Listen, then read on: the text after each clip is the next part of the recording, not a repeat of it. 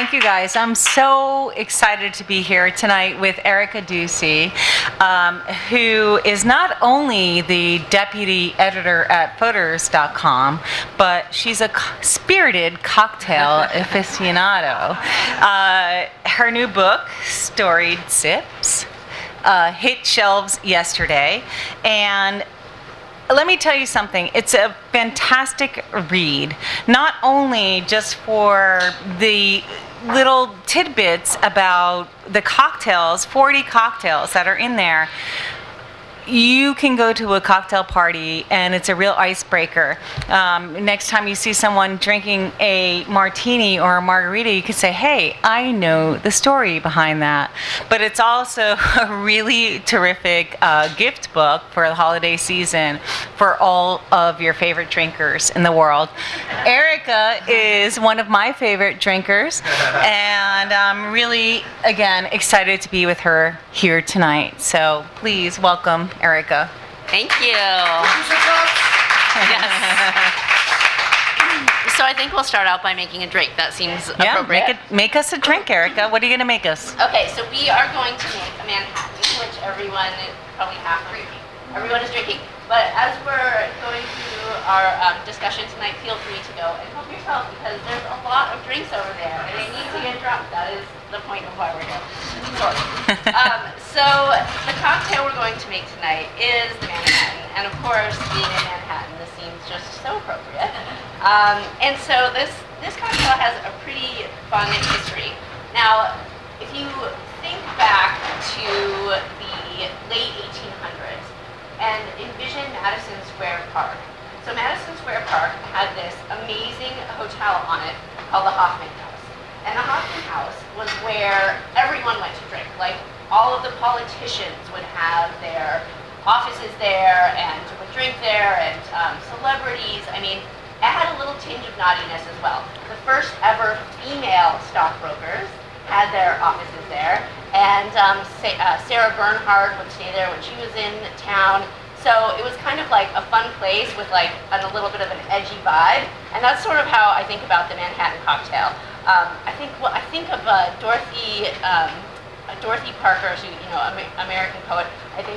When I think of this drink, I think of her little saying that's like something along the lines of like, it's with a martini, but I'll have a martini, 2 at the most, 3 I'm on the floor, 4 I'm under the host, sort of thing. So that's that little tinge of naughtiness. So the Manhattan was created. Actually, we don't know exactly the whole story of the Manhattan and where it was created, because in the 1860s is when there was, some sort of squib or diary that was talking about a bartender south of Houston Street who had created this cocktail called the Manhattan. But the Hoffman House is sort of its home in Manhattan.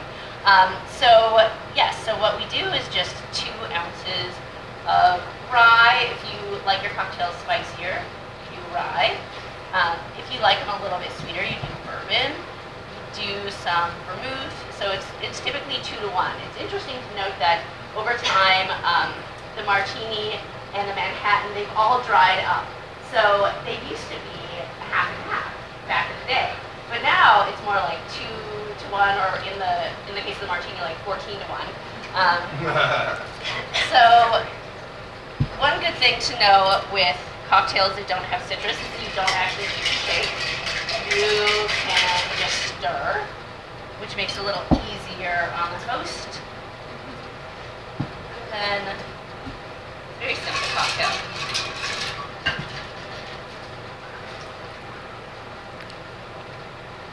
Now, I like to garnish mine with an Amarena cherry. This one, Tashi, you can get like at a Whole Foods or somewhere like that. But the Amarena cherry is just so much better than that nuclear colored variety that you will find in the grocery store. So that is what I prefer. So there we have a Manhattan. And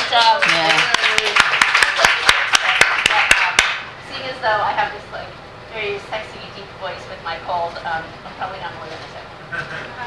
Cheers. Cheers. It does taste good. Right.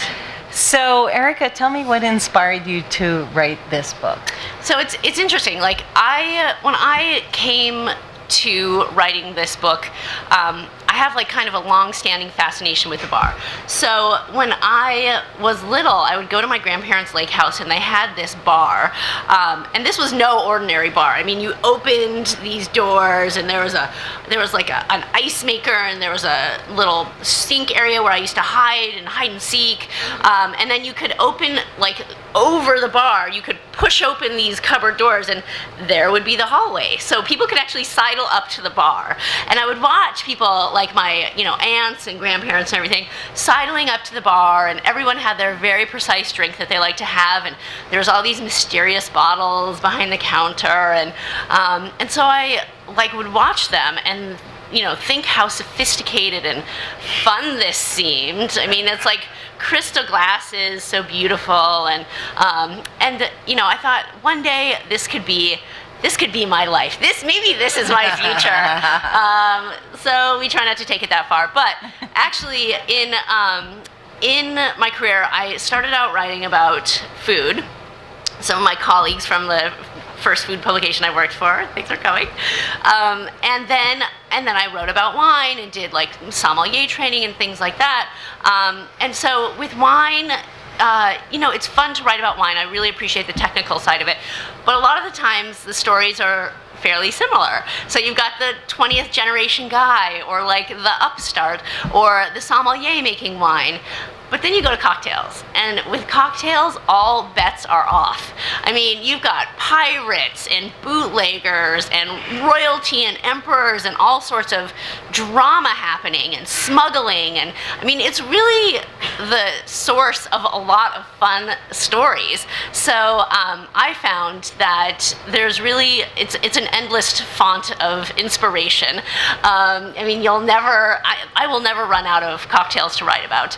I still enjoy writing about other things, but that was really my inspiration, finding some of these stories and also telling some of the stories that I learned at cocktail parties and such, and and finding that people wanted to know more. So I would tell people like, oh my gosh, guess what? Let me tell you the story about the Manhattan and the Hoffman House, and this was such an amazing place. They had 17 white tuxedoed bartenders behind the bar at every shift, and then there was all these crazy people who were staying there, and and then get all excited, and the velvet, and there was velvet and chandeliers, and like people got excited, and I got excited, and so I just keep getting excited. So, Erica, how did you do your research? Were you a barfly or what? Well, you maybe know the answer to that. For my research, I think like the first thing that really inspired me was travel. And so traveling in Europe and traveling in Asia and finding a lot of the traditions, like the Aperol Spritz. You go into a bar and you see, in Rome, and you see all these people with this like very fancy drink, and it's bright orange, and you're wondering, what the heck is that? And you're looking at the menu, and there's nothing that looks like what this is. But that's because it's not on most menus. People know that you can get an Aperol Spritz just about anywhere. So like that, those sort of traditions, learning about those and finding those kind of stories, that was like sort of one prong of it. Another prong was going to New York Public Library, doing a lot of book research. One of the best resources actually was Cocktail Kingdom. So there's a guy named Greg Boehm who owns this manufacturer and distributor of cocktail ware. And so at the fancy bars you go to around town, you'll see like all the amazing glasses and shakers and everything, and those are what he sells to the bars. So he has a library of 2,000 cocktail books, and some of them are $10,000 for one cocktail book. Like, they're that rare. So you essentially go in there with your like little white gloves, and you can look at these cocktail books. I also spent time on eBay. I interviewed people at the booze companies. What else? Oh, online archival research. Like, this is my new thing. There are so many newspaper archives that you can get from before 1923. So trying to do some of the really far back research for this, you could actually find newspaper articles from around the country referencing some of these cocktails, which was phenomenal. So before I started this project, I didn't know that was even there. Erica, I think the illustrations ilong with the stories are just so beautiful. Can you tell me about how you worked with the illustrator? So Paul Lang is a Danish illustrator, and he was put together with me from through our creative director Fabrizio LaRocca at Random House, and he is an amazing illustrator. So I mean, I would ask him the same. I'd be like, where did you find all this stuff? And he'd say like, oh, through the years I've collected all these resources and everything. But the thing that's interesting about this particular project is that every illustration started out with a photo shoot of the actual cocktail. So you can imagine we had to taste a lot of cocktails during that entire process, during the photo shoots. And one of his great acknowledgement, I think it might even be before he thanks his wife, is he thanks autofocus from Nikon. But he and I would give him all of the stories, and then he would literally create like a narrative art collage around the story, which I don't think you find in any other book that I'm really aware of. So I think it's a really unique piece. It's really a unique collection of pieces, and actually I want some of the originals for my house. So Erica, you feature 40 cocktails in this book, correct? Mm-hmm. So how did you decide on those specific 40, and which cocktails did you omit and why? Yeah, so it was hard. I mean, there's so many cocktails out there. Like I could do, Storied Sips 2, Storied Sips 3. I mean, there's plenty of cocktail stories out there. Yay, more. So yeah, but it was kind of challenging. Like there was some cocktails that I would look at and start researching. Like for example, the gin and tonic.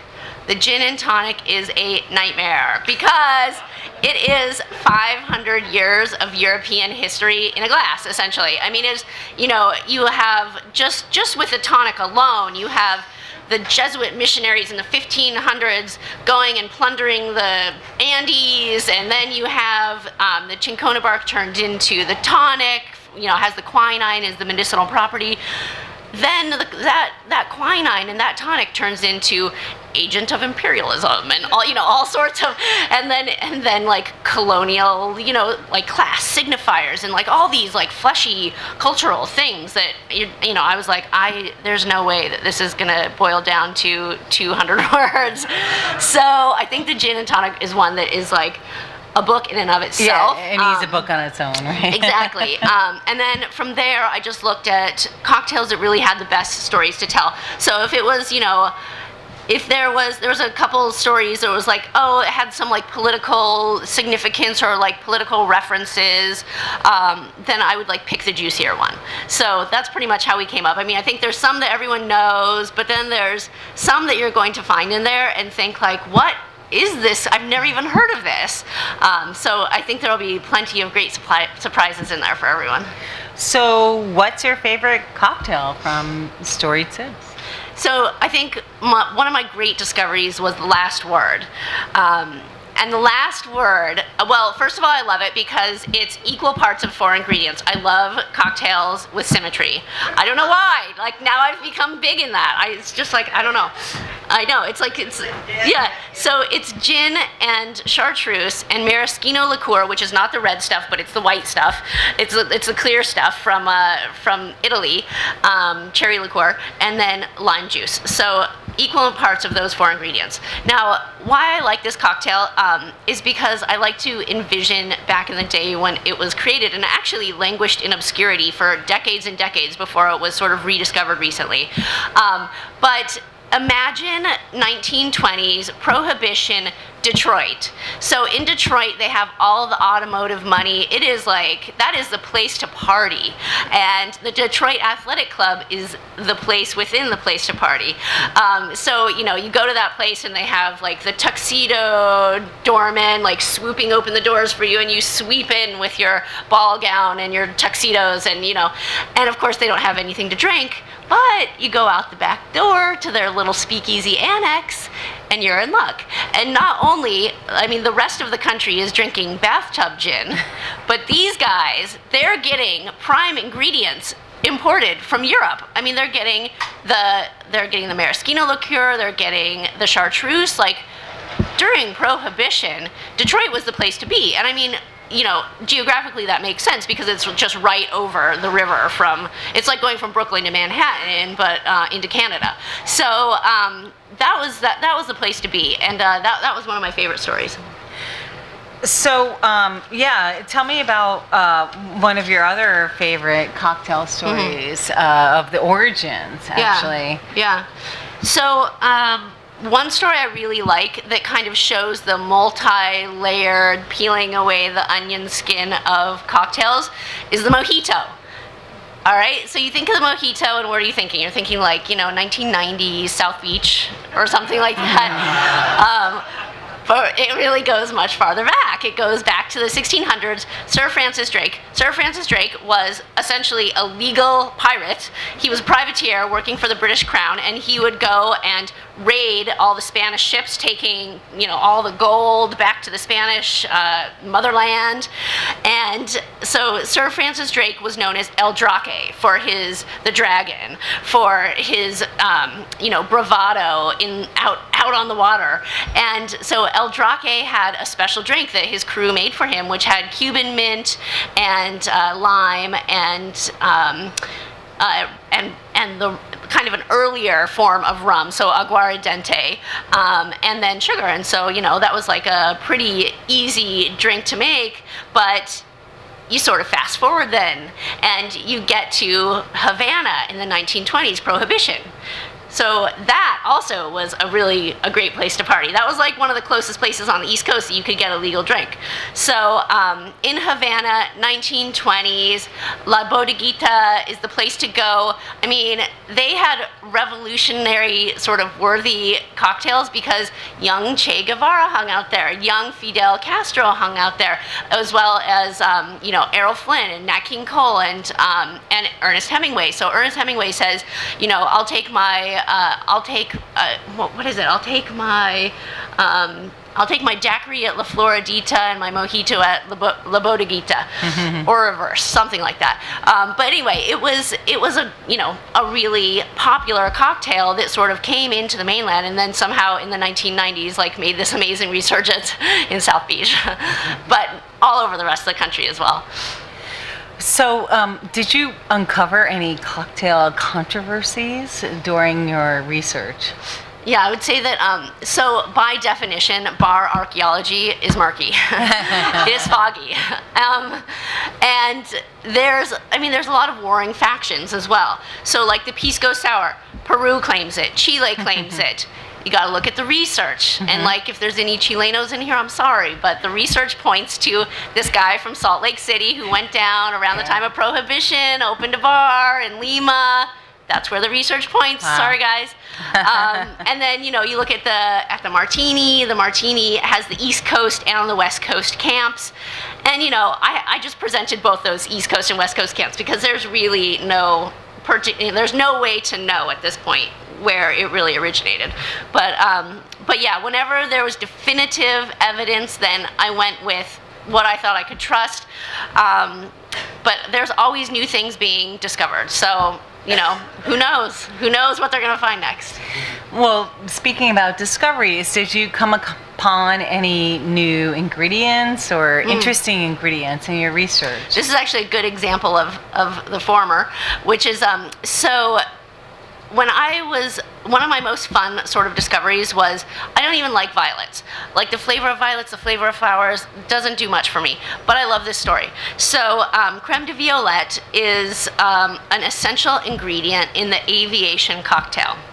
Now, in 2004, David Wondrich, who is the best, most amazing, like, bow to David Wondrich, cocktail historian out there, he discovered this book published in 1916 that had a recipe for aviation that had gin, the maraschino liqueur, lemon, and the creme de violette. Now, for 70 years, people had not been making the recipe with creme de violette because in 1930, it was published in the Savoy cocktail book without creme de violette. But this book that he found, like rediscovered, was published in 1916, now known to be the last cocktail book published before Prohibition. So something like that, I mean, that's why I say, like, you never know with the archaeology, like, someone could find a book and suddenly the whole world changes. So that's a fun aspect of bar archaeology, I guess. Yeah, that's amazing. Archaeology, yeah, exactly. I love it. Yeah. Which cocktail do you feel is poised to make a comeback right now? I mean, for a while it was the martini, so what's next? Let's get a shout out for the Negroni ladies. Yeah, that is our office favorite. So the Negroni is, it's, first of all, the Negroni, equal parts 3 ingredients. Infinitely adaptable. Substitute. You could instead of the gin, Campari, and sweet vermouth, which is the authentic recipe, you can substitute in mezcal for the gin. You could substitute in rye for the gin. You could substitute in you could substitute in champagne, and that makes a Negroni Sbagliato. There's so many things that you can substitute in, but the original is the way to go. It's an amazing sort of mix of like the junipery gin and the bitter Campari and like the warm flavors from the vermouth. So it's like an amazing cocktail. What's fun about that cocktail, because of its infinite adaptations, is you can just play and play and play. Like, I know at Booker and Dax, they literally take the cocktail, put a hot poker in it. It sizzles.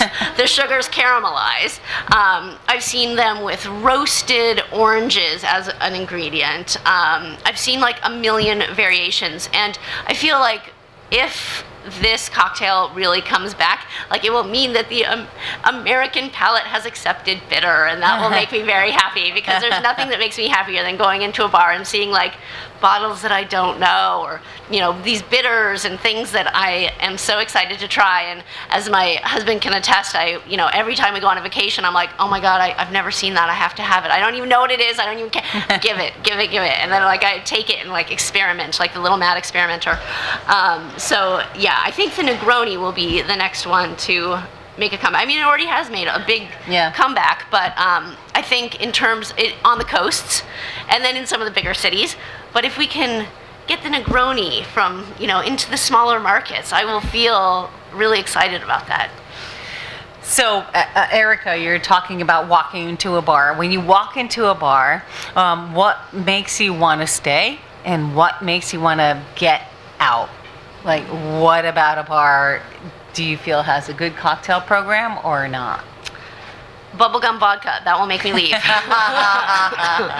I actually just got invited to a party for a tobacco flavored vodka, and I was like, yeah, that's a joke, delete. And then someone kept on contacting me over and over to be like, no, yes, it's happening. So I was like, I know any type of flavored vodka. If I see a whole row of flavored vodkas, well, actually for that, my secret thing is to just order a Negroni. Just tell them equal parts 3 ingredients, done. Don't mess with it. So, but yeah, lots of flavored vodkas are going to make me upset. Are going to make me take my business elsewhere. And then if I see a lot of sort of more artisanal, like, unusual tequilas or mezcals or things like that, then I'll be interested in staying and seeing what they have to offer. So, do you have like a favorite part of cocktail culture right now that's going on? Let's see.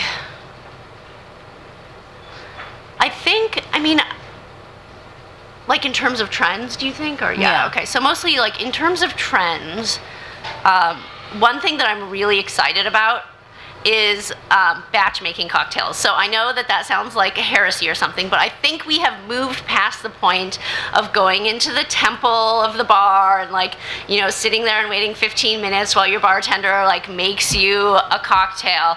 Like, no, I want my cocktail in 3 minutes. Like, it's got to come to me quick. So some really fun things I've seen have been bottling cocktails, like they pre-make the cocktails and they bottle them, or barrel aging cocktails, so they're also ready to go, but that adds these amazing other elements of like, you know, vanilla-y, wonderful, like woodsy sort of characteristics. And then on tap, like Dead Rabbit, I think they have 13 cocktails on tap. So that sort of thing, like Alder has cocktails on tap. You know, so you know that you can just like go get a cocktail. It's not going to take forever. You don't have to like sit there as they're like shaving, you know, little bits of citrus or little bits of spices over your cocktail. You're going to get your cocktail. It's going to taste great, and it's going to taste great each time you have it. So what advice do you have for the home barkeep? If you're, you know, making cocktails at home, what's your advice? Yeah. What tools should you have? What ingredients should you have? So my first rule of cocktails is do not buy 10-ounce martini glasses. Like I have some. I mean, way back in the day before I really knew that I wanted more like 4-ounce martini glasses.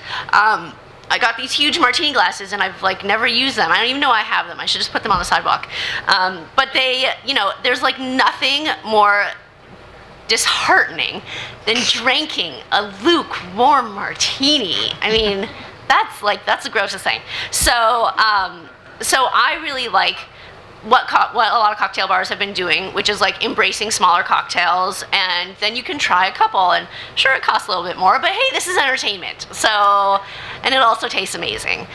So I think glassware is big. If you can buy, like I have bought on Etsy and like, you know, looked at little like vintage flea markets and stuff for cocktail glasses like this one. And then that's a big one. And then if you have a shaker, a muddler, you know, I'm not using a muddler tonight, but you know, just a couple things. In the book it says all of them, but it's like a shaker, a muddler. You need fresh juices. If you use canned juices, your cocktails will not taste good. So fresh juices, especially like there's the Stork Club cocktail that calls for orange juice, and the Pegu Club calls for some orange juice. Do not use pre-made orange juice. You have to use fresh orange juice, otherwise it will not taste good, and then everyone will think like, what was the big deal with these cocktails? I don't know why they were classics. So, fresh juices are key. But any kind of shaker, you can use a cobbler shaker like this, or you can use a Boston shaker with the two, the glass and the tin. And that's really all you need. It's pretty easy. I mean, I think that people get sort of intimidated by making cocktails, but you saw me make this, and it took like, you know, 2 minutes or a minute or something. So last question before we take some questions from the audience.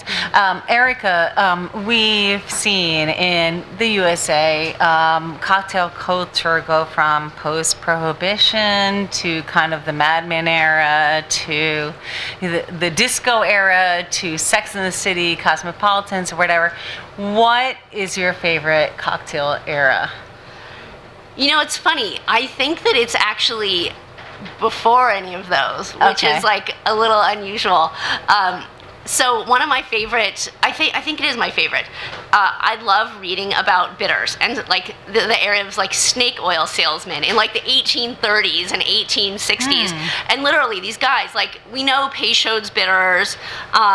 When they first started making Peychaud's bitters in the 1930s, they were prescribing it for gout, you know, and like you couldn't sleep, or it would make you go to sleep, or you know, cure the flu or whatever. Like you got a broken bone, done. You know, like they really, I mean, it pretty much, you know, they would advertise these bitters, these patent medicines to cure anything.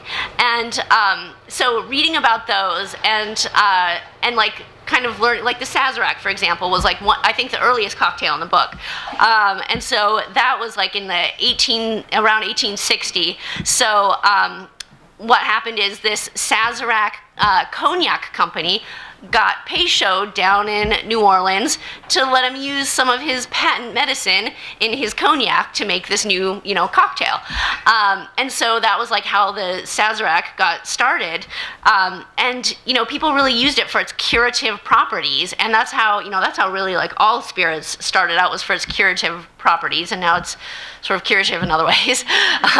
But what's kind of interesting, one thing I like about the Sazerac actually is, so it started out as a cognac cocktail, but then phylloxera wiped out all of the vineyards in Europe in the 1880s, and then we moved to rye. So it's adaptable. Like everything in cocktail culture is adaptable, everything is changeable. It's fun to find the stories where you can, but that's not always the case. There's so much fluid action happening in this whole realm. Well, so speaking of fluid action, anybody have questions for Erica? Yes. Have you come up with a Brooklyn? A Brooklyn. There is a Brooklyn, and I didn't include it. I can't even recall what cocktail it is now, but there's the Brooklyn, there's the Bronx, and there's actually a tribute to Jersey City, which is where I live, Nice. which is the Jack Rose. There was actually a cocktail created in the 1900s at a restaurant in, right near my house. I mean, it doesn't exist anymore, but the Jack Rose is a really fun one. So the Brooklyn, we may have to get in the second version. Yeah, Nick. Negronis are one of your favorites. And barrel aging is a trend that you mentioned, and I've noticed barrel-aged Negronis at a few bars. Yeah. Are there any drawbacks from pre-making cocktails or bottling them or barrel aging them? What is sort of the benefit of spending all that time to make every individual cocktail? Yeah. So that's a great question. If it contains citrus juice, you do not want to make it ahead of time. So I should have said that. So if it's something that is just for example, the Negroni, great. The Manhattan, no problem. Batch them ahead of time. And then you don't need to shake them for every guest at your party. I mean, really, you don't need to. So if it contains citrus or anything fizzy, obviously, you're not going to want to pre-make it. But the citrus is a big one. So with citrus, if you're using citrus in cocktails, you want to just do it. I mean, you really want to do it as close to the start of the party as possible. But a couple hours would be fine. So, one thing that I really like is when I am doing citrus in a cocktail, then I'll squeeze it so that the citrus oils get on top of everything, and it really does make a flavor difference. So if you're going to go citrus, make it a la minute. Angela. So, two questions. Okay, so I'm always when I go into the crappy bar, so you said, right, the Negroni, it's 3 parts. Yeah. So you have to have the dark vermouth. So it's 1 part sweet vermouth, 1 part Campari, and 1 part gin. And for the fall now coming up, substitute out the gin for some bourbon, and you have the Boulevardier. And that is a really good fall cocktail. So, I mean, I like gin year-round, but fall, I tend to go with the Boulevardier, especially if it's a terrible, terrible weather. It's a good play. I know. I know, you just have to tell them, equal parts, these 3 things, don't mess it up. Wait, Or I'm going elsewhere. What about Jerry Thomas? I always thought he was the inventor of the cocktail, but listening to you talking about the history of 500 years of the gin and tonic, I'm wow, that it wasn't the beginning. No, Jerry Thomas was a very influential, and he actually is, one of the stories of the martini. He's the creator of the West Coast camp side of that story. So he created the Martinez, which is kind of a reverse martini, so it has more vermouth, and it's a sweeter one. So it's kind of a sweetened martini. I think it also has some maraschino liqueur in it. So yeah, he's really an important, he was the earliest sort of guy where there is a lot of documentation still available for him. So he's kind of a grandfather of the cocktail world. Yeah. Hi. Leiti? Hi. Funny seeing you again. Yay! Nice seeing you again. So a lot of cocktail culture has been about the past and about tradition and about takes on old and reinventing it. But what's kind of next? What's going to be something that's outrageous. Good question. Yeah. So one thing that I like going to like Wiley Dufresne's restaurant or like Nomad or 11 Madison Park and seeing the things that they're doing. They're really like leading the way. So I've seen at places like that where, you know, that's the, and like also Booker and Dax, the one where they put the poker in the, you know, they're doing like really unusual things. So one of the things that I've seen is like they take ingredients like you know, fruit or what have you, and then they cryovac it and like kind of like sous vide cook it or whatever, but they make it like they really turn these liquids, whatever they are at, you know, any given time, by infusing spirits and herbs and whatever, like infusing all that stuff together really makes something that is not currently available. I mean, I've seen a lot of gimmicky stuff that is, you know, like those, like they'll do like the little spherical drops where you use that like carrageenan or whatever it is to, you know, make like basically like tapioca into your cocktail. Yeah, exactly. It's like basically like bubble tea. And I've seen a lot of that sort of stuff, but I'm not so excited by it. I mean, I really am not. I look more towards the past. I don't look so much towards the future of what's going on with cocktails. But I think that places like, I'm not to pick on the Midwest, but go to the coasts and see what cutting edge guys are doing on each side. So in New York, to look and see kind of like what's coming up, definitely Booker and Dax, Wiley Dufresne's 2 restaurants, Alder and WD50, and anything that Leo Robachek is doing, you know, at Nomad or 11 Madison Park or where else? Oh, Aviary, yeah. I mean, there's like so many great places in New York that are doing really interesting things. Like, at the Beagle, Tom Richter is making his own tonic syrup, which is really cool. So like, actually that's another thing where in direction that we're going is like, you know, making even more sort of very unusual flavors and, you know, kind of like we used to all use the yellow labeled tonic water, and everyone just accepted that that was the tonic water. But now you can get all these artisanal tonic waters, and you can get tonic syrups. And so I think like taking even down deeper into the rabbit hole of cocktails and every little component that makes up a cocktail, that's probably, you know, one of the good directions that we'll be heading in. Anyone else? Other questions? Yeah. Rich? Any tiki drinks in the book? Yes. Actually, you know what's really funny is that there's actually one of the few tequila cocktails ever created in tiki culture by Trader Vic, was the El Diablo. So that's the tequila and creme de cassis and lime and ginger beer. Delicious, really amazing cocktail. But that was one of the few times that Trader Vic ever moved out of rum into another spirit. So that's a really fun one. And then of course we have the Mai Tai. We have the Singapore Sling, which is kind of unrelated, but along those same lines, of lots of ingredients. We have Planter's Punch. There's a lot of really fantastic drinks in there, and so I pretty much tried to stay with the classic formulations unless I found something vastly superior that I just had to inject. So for example, with the mojito, you'll find that I make mine with a darker rum than most people. Most people go with a white rum. I think it is the revolutionary way to go with a darker aged rum and get some of those like caramelly, sort of more earthy flavors in there. So you have to decide for yourself. I've given options, and actually the ebook version, I just have to give a shout out to this because it is like ridiculously cool. They have a liquor spinner, so you can say like, oh, I have tequila, and then it like pops up. These are all the recipes with tequila, and you say, oh, I want to make five Planter's Punches, and it's like, here's your shopping list, and then there's all these like special audio things, like it's featured on like on the iTunes like ebook thing. Like they really went all out for it. So it's a pretty cool thing. You definitely should check it out. Great. What else? Any other questions? Megan. If you could kind of make a cocktail playlist,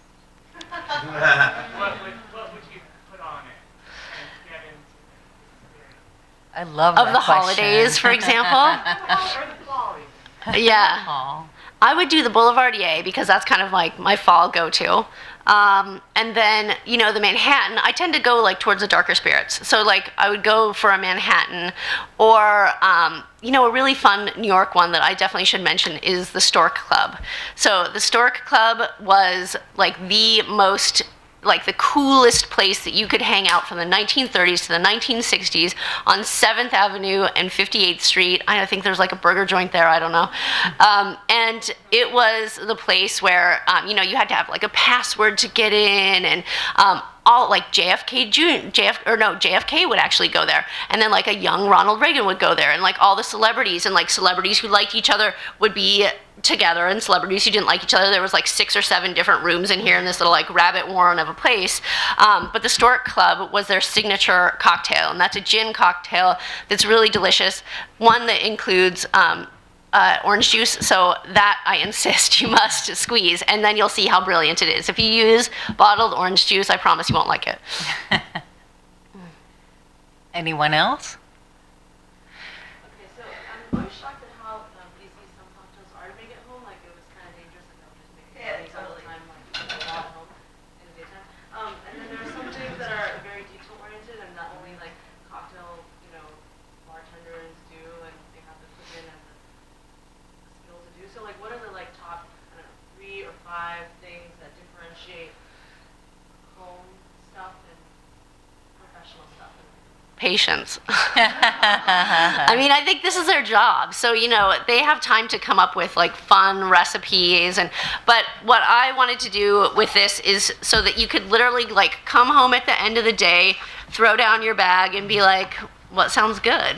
I've got 10 minutes to like whip something up. A lot of these are just like things, that you've got the bottles, you don't need any special ingredients. Maybe you have a lemon around and you make a cocktail with the lemon juice that night, or you have a lime or whatever.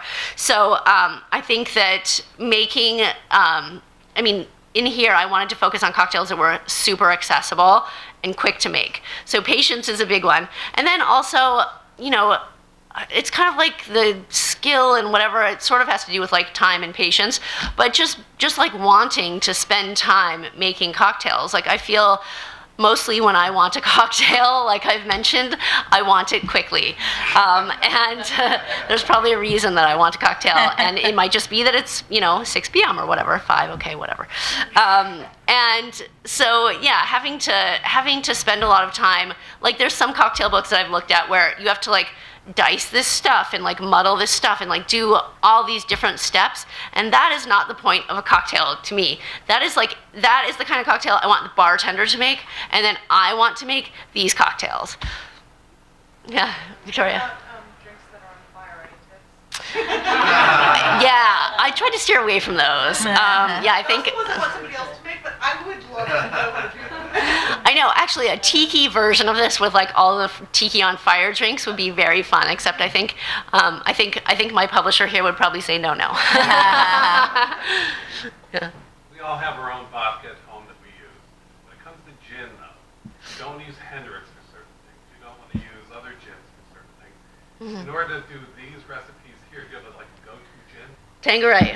Yep. I go to Tanqueray. That's my, it has like a good balance of juniper-y. It's not like too crazy overwhelming with any one flavor. I feel like it's a good mixer. I tend to go to Tanqueray, but Gordon's even. You could get in those big chugs. It's like, sorry. I hope that doesn't speak to my taste. But actually, Gordon's is great for a cocktail mixer. Maybe you want to use a more esoteric gin for like a gin and tonic, which will be its own entire book. But Gordon's or Tanqueray would be my go-tos. Yeah. Yes, Sarah. So, if I wanted to serve a cocktail for brunch, but not the typical Bellini, mimosa, like Bloody Mary, what else? Have I got the cocktail for you? It is called the Royal Highball. And this cocktail I love because it has sort of like a royal story of naughtiness related to it. So it was actually created at the Ritz Hotel in Paris. And King Alfonso XII of Spain was known as a real lush. And this is like in the 1920s and 30s. So he would go in and they would serve him the fixings to make the cocktail himself. But what they would serve to other people was strawberry puree and cognac and champagne. That is a really amazing brunch cocktail. And you can serve it up in a flute, so it looks very nice. King Alfonso would drink it out of pint glasses. And behind his back, people would call it King's Death. Yeah, sorry. So you mentioned naughty stories. Was there anything that you couldn't put in the book? I said the Dorothy Parker thing. I didn't put that in there. I didn't really find any that were still documented. I'm sure there are plenty of extra naughty stories in the annals of cocktail culture and history, but I didn't really find any that were, that were still recorded that I gasped at or said, like, they're not going to take this. But yeah. There's so many great things that can be for like an X-rated version of Storied Sips version X, and that doesn't mean 10. Jen. So you mentioned the innovation of cocktail creation on both coasts, and cocktails have a great history around the world. And so I'm just wondering if there are any other places that you would call out as being especially innovative in Europe or South America. Totally.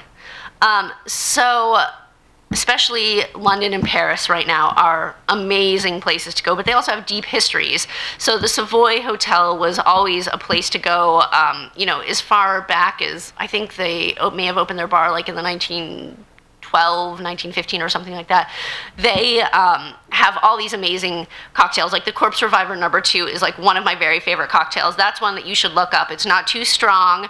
It just has 1 ounce of gin, and it's also equal parts. So it's gin, lemon, Cointreau, and I'm missing one. I think you'll have to see. Is it maraschino? It might be maraschino. You'll have to look up that one. But that one is great because it's just the equal parts. You can't mess it up. But it's the one that I go to for people who claim that they don't like cocktails, that cocktails are too sweet. So it's like sort of tart too. So the Savoy cocktail book was published in 1930, and they really, they led the way for a long time, especially during Prohibition. Before Prohibition, I think like the American side was really doing a lot of great stuff. But even like way back in the late 1800s, we have, occasional recipes coming out of places like Rangoon, like in Burma, the Pegu Club cocktail. That's where that came from. That's what the bar is named after, the Pegu Club cocktail. And that cocktail, that's also a really fun sort of like dry gin cocktail. So I think it tended to be places where there were British outposts. So it had like a little like colonial sort of feel. And then, there was a mostly, because I do, the evidence points to America as being the place where cocktails were created. So I think that, it's like an American story, and then it's also a British story. I mean, it's kind of like, this whole filtering out around the world, but what started with like British and American roots for the most part. Erica, I have a question before we wrap it up. What are your thoughts about the whole kind of molecular cocktail trend? Yeah, I really don't want to like take one bite and then that's my cocktail, like the ones where they do the big spherical thing and you take a bite and that's it.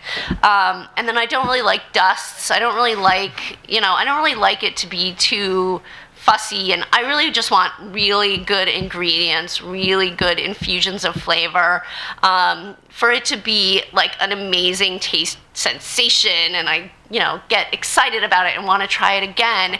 Like for example, I always say that I don't love vodka cocktails, but there is a cocktail at the Flatiron Lounge that I will go to and have until the day I die, which is this, I can't even remember what they call it. It's like a cherry, it's like a Asian cherry blush, or I don't know, but it's a jasmine tea infused vodka with like cherry puree and like a couple other ingredients, and the flavors of that are just unlike anything I've ever had. So in cases like that, I'm like, blown away by it. That's what I want to be. I want to either have a classic that I know is going to be really good, or I want to be blown away with something new. And I don't want it to be sweet. So those are sort of my criteria.